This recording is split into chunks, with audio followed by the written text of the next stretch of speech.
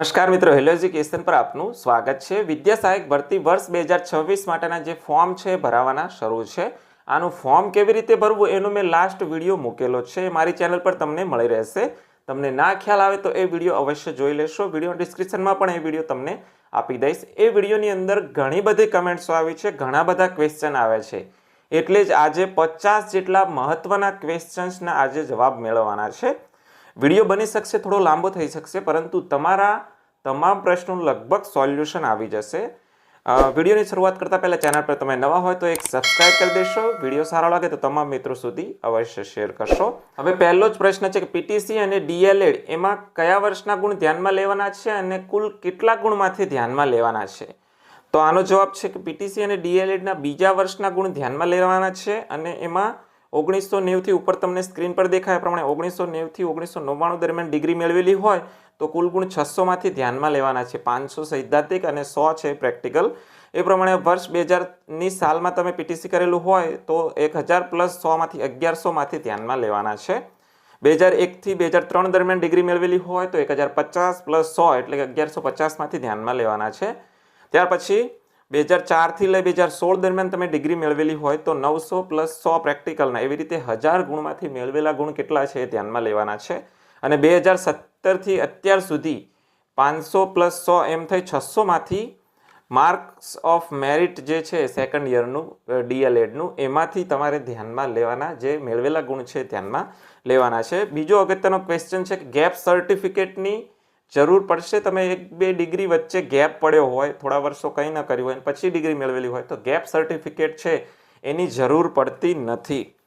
Document upload બાબતે તમારે ખોટું સર્ટિફિકેટ અપલોડ થઈ ગયું હોય, ખોટી જગ્યાએ અપલોડ થઈ ગયું હોય અને વેરિફિકેશન સ્વીકાર કેન્દ્ર પર કરાવી દીધું હોય તો કોઈ ચિંતા કરવાની જરૂર નથી। તમારું જે ફોર્મ ભરેલું છે એ બરાબર હોવું જોઈએ। ડોક્યુમેન્ટ અપલોડ બાબતે તમારે કોઈ પણ પ્રોબ્લેમ થયો હોય અને સબમિટ કરાવી દીધું હોય અને સબમિટ પણ થઈ ગયું હોય તો આપણે ચિંતા કરવાની જરૂર નથી, એના બાબતે કોઈ ઇશ્યુ આવશે નહીં।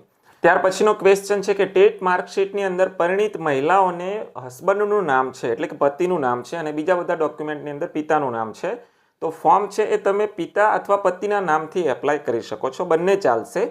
પરંતુ સ્વીકાર કેન્દ્ર પર ફોર્મ જમા કરાવવા જાઓ ત્યારે ત્યાં તમારે મેરેજ સર્ટિફિકેટ જોઈશે। ત્યાર પછી એના રિલેટેડ બીજો પણ ક્વેશ્ચન છે કે વિદ્યા સહાયક ભરતીનું ફોર્મ ભરો ત્યારે મેરિટ સિલેક્ટ કરવાથી તમારે મેરેજ સર્ટિફિકેટની જરૂર પડશે જ એવું નથી, એટલે ખાસ ધ્યાનમાં રાખો કે તમારું કોઈ ડોક્યુમેન્ટ હસબન્ડના નામે હોય અને તમારે વિદ્યા સહાયક ભરતીમાં એ ડોક્યુમેન્ટ રજૂ કરવાનું થતું હોય તો જ મેરેજ સર્ટિફિકેટની જરૂર પડે છે, બાકી ફોર્મની અંદર મેરિટ સિલેક્ટ કરવાથી મેરેજ સર્ટિફિકેટની જરૂર પડશે નહીં। ત્યાર પછી NIOSથી એની અંદરથી કોઈ ડિગ્રી મેળવેલી હોય ડીએલએડની તો એ માન્ય છે, તમે ફોર્મ ભરી દેશો। ત્યાર પછી વિદ્યા સહાયક ફોર્મ ભરો ત્યારે પહેલી વાર ફરજિયાત રજિસ્ટ્રેશન કરવું પડશે। એવું નથી કે અગાઉની ભરતીમાં તમે રજિસ્ટ્રેશન કર્યું હોય તો આ વખતે રજિસ્ટ્રેશન કરવું નહીં પડે, એવું નથી। પહેલી જ વખત તમારે ફોર્મ ભરતા હોય ત્યારે ફરજિયાત આ વર્ષે પણ રજિસ્ટ્રેશન કરવું પડશે। ફોર્મ ભરતી વખતે જે સર્ટિફિકેટ રજૂ કરો છો, દાખલા તરીકે નોન ક્રિમી લેયર છે, ત્યાર પછી EWSનું સર્ટિફિકેટ છે, એ અત્યારે ફોર્મ ભરતી વખતે વેલિડ હોય, એની વેલિડિટી પૂરી ન થઈ હોય અને ફોર્મ ભર્યા પછી જ્યારે પણ વિદ્યા સહાયક ભરતી પ્રોસેસ છે શરૂ હોય એ દરમિયાન તમારે એક્સપાયર થઈ જતું હોય તો નવું કઢાવવાની જરૂર પડશે? તો ના, નવું કઢાવવાની જરૂર નથી। ફોર્મ ભરતી વખતે તમારી વેલિડિટી ફોર્મની જે સર્ટિફિકેટ છે એની માન્ય છે તો પછી જેટલા સમયગાળા દરમિયાન વિદ્યા સહાયક ભરતી ચાલે છે ત્યાં સુધી એનું એ જ સર્ટિફિકેટ માન્ય ગણાશે। ત્યાર પછી ફોર્મ ભરતી વખતે ગ્રેજ્યુએશનમાં BA, BCom, BSc એવું તમે સિલેક્ટ કરો છો ડિગ્રી ત્યારે વિષયની જગ્યાએ અધર ઓટોમેટિક સિલેક્ટ થઈને આવે છે, તો એ અધર જ સિલેક્ટ રહેવા દેવાનું છે અને બાજુમાં ખાનું ઓપન થાય ત્યાં તમારો મેઇન સબ્જેક્ટ લખી નાખવાનો છે, ચિંતા કરવાની જરૂર નથી। ફોર્મ ભરતી વખતે સેકન્ડ યર ડીએલએડ જેમને ચાલુ હોય એવા પીટીસી વાળા ઉમેદવારોએ એમનો રોલ નંબર નાખવાનો આવશે। એ તમે સેકન્ડ યર સિલેક્ટ કરશો એટલે તમારો રોલ નંબર નાખવાનો આવશે। રોલ નંબર નાખશો એટલે તમારી વિગતો ઓટોમેટિક ફિલ થઈને આવી જશે। ડોક્યુમેન્ટ અપલોડમાં તમારે પ્રોબ્લેમ થાય છે તો માર્કશીટ છે તમે પહેલા વર્ષની અપલોડ કરશો, ટ્રાયલ સર્ટિફિકેટમાં પણ એ માર્કશીટ અપલોડ કરશો, NCTUનું સર્ટિફિકેટ છે એમાં પણ એ માર્કશીટ અપલોડ કરશો, અથવા તો તમે હોલ ટિકિટ પણ અપલોડ કરી શકો છો તો એ પણ ચાલશે। એટલે અપલોડમાં તમે આ રીતનું કરશો તો ચાલશે। અપલોડમાં ડોક્યુમેન્ટ અપલોડ છે એની અંદર તમામ વર્ષની, તમામ સેમેસ્ટરની અને બધા પ્રયત્નોની માર્કશીટની મસ્ત PDF બનાવી દો અને પછી અપલોડ કરશો. જ્યારે તમે ડોક્યુમેન્ટ અપલોડ કરો છો ત્યારે ઓરિજિનલ ડોક્યુમેન્ટનો ફોટો પાડેલો હોવો જોઈએ. કલરિંગ ફોટાવાળી માર્કશીટો છે એ જ અપલોડ કરવાની છે. ઝેરોક્સમાંથી ફોટો પાડી અપલોડ કરવાની નથી. ઘણા પાસે NCTનું જે સર્ટિફિકેટ છે એ અને ટ્રાયલ સર્ટિફિકેટ બંને એક જમાં આપ્યું હશે, એક જ સર્ટિફિકેટની અંદર, તો એ ચાલશે. ઘણાને NCT સર્ટિફિકેટ ફોટા વગરનું છે તો એ પણ ચાલશે. ઘણાને ડિગ્રી સર્ટિફિકેટ છે એ ઘણી બધી ડિગ્રીઓનું જે છે એ પ્રોવિઝનલ ડિગ્રી સર્ટિફિકેટ તમારી પાસે હશે તો એ પ્રોવિઝનલ સર્ટિફિકેટ ચાલશે. પરંતુ તમારે ફાઇનલ ડિગ્રી સર્ટિફિકેટ મેળવવા માટે પ્રયત્ન અવશ્ય કરવાનો છે. જ્યાં સુધી એ મળી જાય છે ત્યાં સુધી ફાઇનલ ડિગ્રી સર્ટિફિકેટ મેળવી લેવાનો છે. બાકી પ્રોવિઝનલ સર્ટિફિકેટ તો ચાલશે જ. ટેટ માર્કશીટ આવી ન હોય તો પછી આપણે જે ઓનલાઈન ડાઉનલોડ થાય છે SEB એક્ઝામની વેબસાઇટ પરથી એ ડાઉનલોડ કરી લેવાનું છે અને એ જ તમારે અપલોડ કરશો, સ્વીકાર કેન્દ્રો પર આપશો તો ચાલશે. ઘણા સ્વીકાર કેન્દ્રો પર આવી રીતે લગભગ ઓનલાઈન માર્કશીટ ચલાવતા નથી, તો 1-2 દિવસ રાહ જુઓ. તમારે હાર્ડ કોપી આવી જાય માર્કશીટની પોસ્ટ મારફતે તો એ પછી સ્વીકાર કેન્દ્ર પર લઈને જવાનું છે. છેલ્લા દિવસોમાં તમારે સપોઝ માનો કે ટેટની માર્કશીટ નથી આવતી અને સ્વીકાર કેન્દ્રો પર નથી ચલાવતા તો તમારે ત્યાં રજૂઆત કરવાની છે કે ભાઈ મારે માર્કશીટ આવી નથી તો ઓનલાઈન માર્કશીટ ચલાવી લો, તો એ ચલાવી લેશે. ત્યાર પછી ફી છે એ ઓનલાઈન ફોર્મ ભરતી વખતે કોઈ ફીનો ઓપ્શન આવ્યો નથી તો ઓનલાઈન ભરવાની જ નથી. સ્વીકાર કેન્દ્ર પર તમે ફોર્મ સબમિટ કરાવવા જશો તો ત્યાં તમારે ફી ભરવાની થશે. ગ્રેજ્યુએશન છે એ કયા વિષય સાથે કર્યું એના સાથે લેવા દેવા નથી. ફક્ત તમે ગ્રેજ્યુએશન કે એને સમકક્ષ ડિગ્રી મેળવેલી છે એ જ જોવાનું છે અને તમારે ડિગ્રી એડ થઈ જશે. તમારે કયા વિષય સાથે કરેલું છે એના સાથે લેવા દેવા હોતા નથી. કોઈ પણ વિષય સાથે ગ્રેજ્યુએશન કરેલું હોય એ ચાલે છે, 5% તમારે મળવા પાત્ર થશે. ત્યાર પછી કોઈ પણ સર્ટિફિકેટની અંદર નામ મિસમેચ થતું હોય, માર્કશીટ પ્રમાણે ટેટ માર્કશીટની અંદર કે રીતનું મિસમેચ થતું હોય, કોઈ ફેરફાર જણાતો હોય, ભાઈની જગ્યાએ કુમાર હોય અથવા તો ભાઈ લગાડેલું જ ન હોય, અમુકમાં ભાઈ લગાડેલું હોય, બેનની જગ્યાએ બહેન હોય, અમુકમાં બેન કે બહેન લગાડેલું જ ન હોય, તો આવા બધા જે પ્રોબ્લેમ્સ છે, સ્પેલિંગ મિસ્ટેક છે, તો એના માટે એક નોર્મલ એફિડેટ કરાવી લેવાનું છે એટલે ચાલશે. ત્યાર પછી ફોર્મ ભરવા કે વિદ્યા સહાયક ભરતીમાં આધાર કાર્ડની ક્યાંય જરૂર પડતી નથી. એટલે પરિણીત મહિલાઓ નિશ્ચિત થઈ જાઓ, તમારે કોઈ પણ જગ્યાએ આધાર કાર્ડની લગભગ જરૂર પડતી જ નથી. ઘણા આ પણ ક્વેશ્ચન કરે છે NCT અને RCI માન્ય સર્ટિફિકેટ છે એ ક્યાંથી મેળવવું, ઘણાને આ પણ ખબર નથી. તો એ તમે PTC કે DLED જ્યાંથી કર્યું હોય એ કોલેજમાંથી આ NCT કે RCIનું સર્ટિફિકેટ છે એ આપતા હોય છે. ત્યાર પછી ગુણ ગણતરી સર્ટિફિકેટ કોને જરૂર પડશે, તો ખાસ ધ્યાનમાં રાખશો કે તમારા માર્કશીટની અંદર મેળવેલ ગુણ અને કુલ ગુણ એ વિષયવાર અથવા તો ટોટલ આવી રીતે સ્પષ્ટ દર્શાવેલું હોય તો તમારે ગુણ ગણતરી સર્ટિફિકેટ મેળવવાની જરૂર નથી. પણ હા, ગુણ ક્યાંય આપેલા જ ના હોય કે આટલામાંથી આટલા ગુણ મેળવેલા, સીધો વિષયની સામે ગ્રેડ આપી દીધો હોય, ગુણ તો ક્યાંય દર્શાવેલા જ ન હોય.